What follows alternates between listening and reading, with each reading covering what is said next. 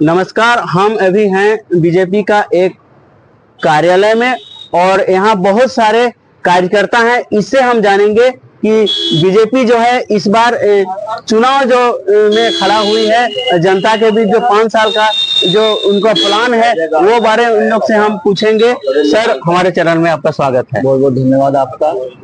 Sir, इस बार जो BJP चुनाव लड़ रही है झारखंड से, अंतिम चरण है, कुछ दिन बचा हुआ है।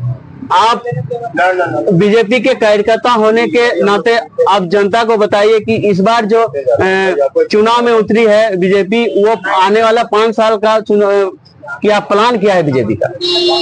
देखिए, पहली बात तो मैं आपके चैनल के माध्यम से बताता हूँ कि भारतीय जनता पार्टी सालों भर काम करने वाली पार्टी है और इस बार भारतीय जनता पार्टी का जो मैनिफेस्टो है, झारखंड के 25 वर्ष हो चुके हैं, उस मैनिफेस्टो के आधार पे 25 हमारा प्रण है और सबसे 5 महत्वपूर्ण प्रण है युवाओं के रोजगार को लेकर, महिलाओं के सुरक्षा को लेकर।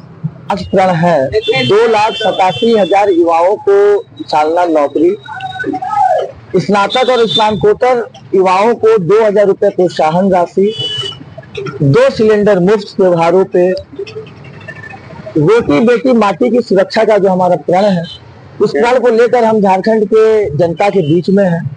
और इस बार झारखंड की जो जनता है वो कमल के साथ है, नरेंद्र मोदी जी के विचारों के साथ है।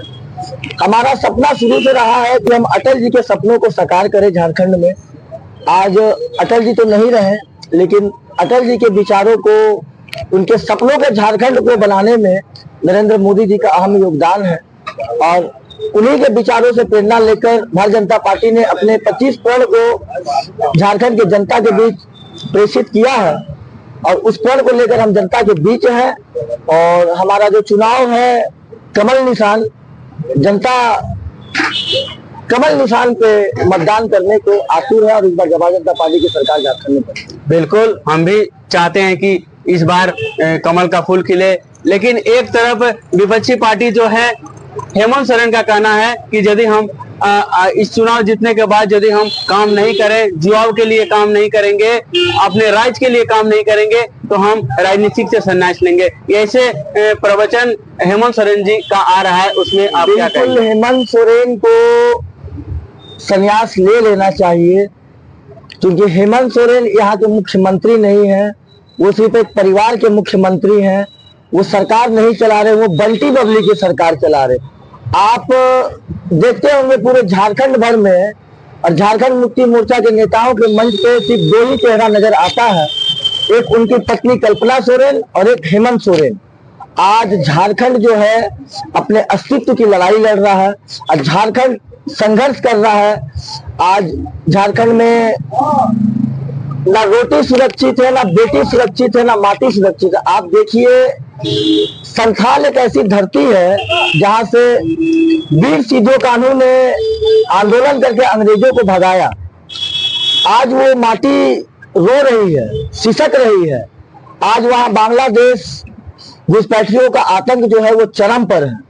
बांग्लादेशी घुसपैठिए अपने घरों में झारखंड मुक्ति मोर्चा के झंडे लगा रहे हैं। आज वहां की बहन बेटियों के साथ प्रताड़ित करके उनसे शादी किया जा रहा है, उनकी जमीनें लूटी जा रही हैं। हेमंत सोरेन को ये दिखता नहीं है। पूरे झारखंड में बालू नहीं मिल रहा है, पत्थर की चोरी की जा रही है, कोयला की चोरी की जा रही है, जेपीएससी की सीटों को बेची जा रही है। आज झारखंड का हर एक युवा सड़कों पे आंदोलन कर रहा है और जो आंदोलन कर रहा है उस पर लाठी बरसाई जा रही है, उनके ऊपर जेल में डाले जा रहे हैं उनको। आज झारखंड कई मायनों में हेमंत सोरेन के नेतृत्व में पिछड़ चुका है। और एक प्रश्न हम करेंगे, जब हेमंत सोरेन ने बहाली की जो प्रक्रिया की थी, उसमें बहुत सारे गरीब लड़के जो है वो दौड़ते दौड़ते अपने त्याग दिए, जीवन को त्याग दिए। उसमें उस माँ की भावना को आप समझिए, उसके बारे में आप क्या कहेंगे, जो जितने सारे जो बच्चे देहांत कर गए दौड़ते दौड़ते? पुलिस उत्पाद बहाली झारखंड में हेमंत सोरेन ने करवाया, बिल्कुल ही गलत तरीके से करवाया। ये बिल्कुल ही नियम संगत नहीं था। आप विभिन्न राज्यों की भर्तियों को देखिए तो एक पैरा तैयार होता है, पैरामीटर सेट होता है कि युवाओं को उनके सुरक्षा के साथ बिना खिलवाड़ किए हुए हम लोग को बहाली में दौड़ाने का काम करना। लेकिन क्या है, हेमंत सोरेन ने जो यहाँ के अभ्यर्थी थे उनको कंक्रीट पे दौड़ाने का काम किया।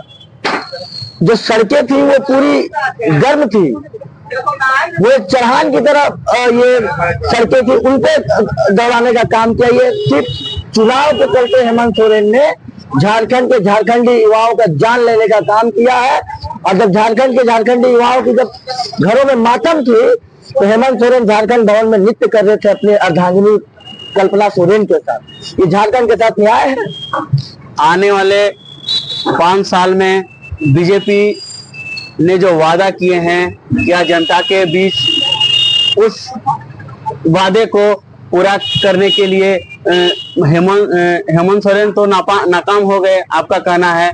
लेकिन जो नरेंद्र मोदी जो झारखंड में इस बार जो राजनीतिक में आए हैं 5 साल के लिए, उस प्लान को क्या कायम रहेंगे या युवाओं को रोजगार देंगे? दो सब बिल्कुल, क्योंकि भारतीय जनता पार्टी की आप विभिन्न राज्यों में देखिए, आज 22 राज्यों में सरकार चल रही है और जिन जिन वादों को लेकर जनता के बीच भारतीय जनता पार्टी गई, उस वादों पे वो खरा उतरी है और विभिन्न राज्यों में सरकार चल रही है। जिन घोषणाओं को लेकर हम झारखंड के चुनावी मैदान में हैं, हम सरकार बनाएंगे और हम उन वादों पे खरा उतरेंगे। ये झारखंड की भारतीय जनता पार्टी आश्वस्त है।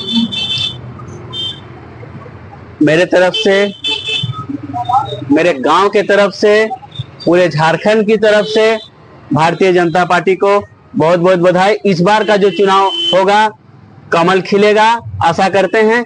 मैं आपके चैनल के माध्यम से मैं झारखंड की जनता से अपील करता हूं कि 13 नवंबर को पहला चरण का चुनाव है।